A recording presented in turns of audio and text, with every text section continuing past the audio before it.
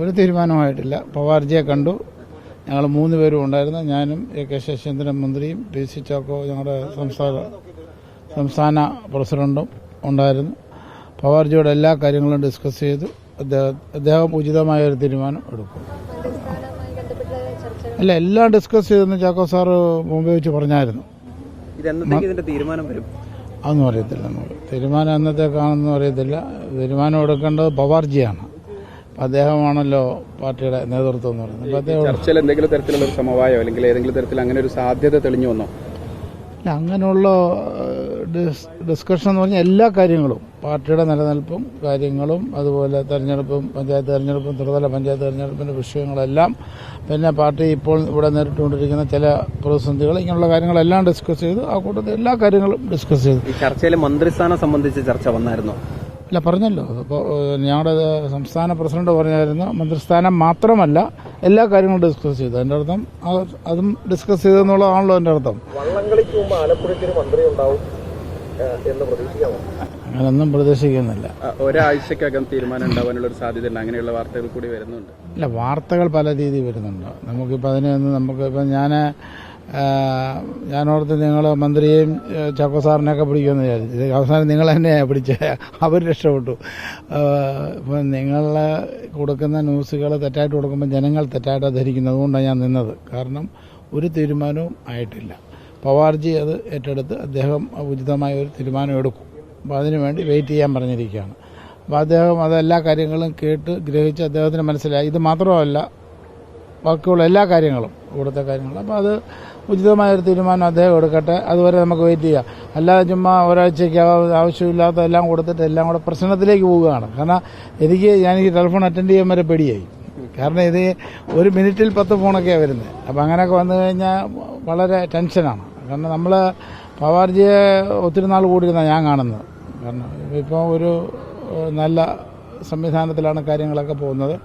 അതുകൊണ്ട് എന്താണ് എന്നുള്ളത് അദ്ദേഹം തന്നെ വെളിപ്പെടുത്തും. അദ്ദേഹം വെളിപ്പെടുത്തുന്ന നമുക്കൊന്ന് വെയിറ്റ് ചെയ്യാം. അതല്ല പ്രതീക്ഷിക്കുന്നു. അതായത് പ്രതീക്ഷയില്ലെന്നുണ്ട് ജീവിതമല്ല. അതാണ് ഈ ചർച്ചയൊക്കെ കഴിഞ്ഞു. ഇനി പ്രഖ്യാപനം ശരത് പവാർ നടത്തും. അങ്ങനെയാണോ?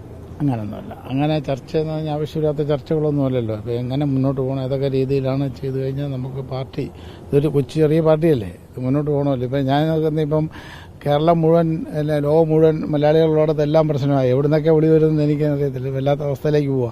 എന്തായിരുന്നാലും ആദരണീയനായ ഞങ്ങളുടെ കേന്ദ്ര നേതൃത്വത്തോട് ഞങ്ങളുടെ മന്ത്രിയും PC ചാക്കോ, ഞങ്ങളുടെ സംസ്ഥാന പ്രസിഡന്റും ദേശീയ വർക്കിംഗ് പ്രസിഡന്റും ഞാനും വിഷയങ്ങളെല്ലാം അവതരിപ്പിച്ചിട്ടുണ്ട്. അദ്ദേഹം ഉചിതമായൊരു തീരുമാനമുണ്ട്. ഈ നിലവിലുള്ള മന്ത്രി സംസ്ഥാന പ്രസിഡന്റ് ആവാനുള്ള സാധ്യതയുണ്ടോ?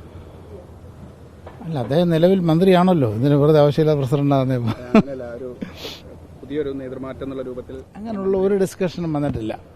അതൊന്നുമല്ല ഡിസ്കഷൻ. അതൊന്നല്ല. പാർട്ടിയുടെ, ഞാൻ പറഞ്ഞല്ലോ, പാർട്ടിയുടെ നിലനിൽപ്പും മറ്റുള്ള കാര്യങ്ങളുമാണ്. എന്തായാലും നിങ്ങളിത് നല്ല രീതിയിൽ ജനങ്ങൾ അറിയട്ടെ. ഇപ്പോൾ എല്ലാവരും ഒരാഴ്ച കഴിഞ്ഞാണോ സത്യപ്രതിജ്ഞ എന്നുള്ള രീതിയിലൊക്കെ ഇരിക്കുകയാണ്. അതൊക്കെ ആവശ്യമില്ലാത്ത ന്യൂസുകളാണ്. അങ്ങനൊന്നും ഉള്ള കാര്യങ്ങളൊന്നും അവിടെ നടന്നിട്ടില്ല. പവാർജി എല്ലാം വളരെ ശ്രദ്ധാപൂർവം കേട്ട് അദ്ദേഹത്തിന് മനസ്സിലായി വിഷയം എന്നാന്നുള്ള അദ്ദേഹം ഉചിതമായ ഒരു തീരുമാനമെടുക്കും. തോമസ് കഴിഞ്ഞ കുറേ നാളുകളായിട്ട് ഈ ആവശ്യം പറയുന്നുണ്ടല്ലോ. അപ്പോൾ അത് നേതൃത്വത്തെ കൃത്യമായിട്ട് ബോധ്യപ്പെടുത്താൻ കഴിഞ്ഞില്ല. ഈ പണ്ടത്തെ തോമസിനെ അങ്ങ് വിട്ടു.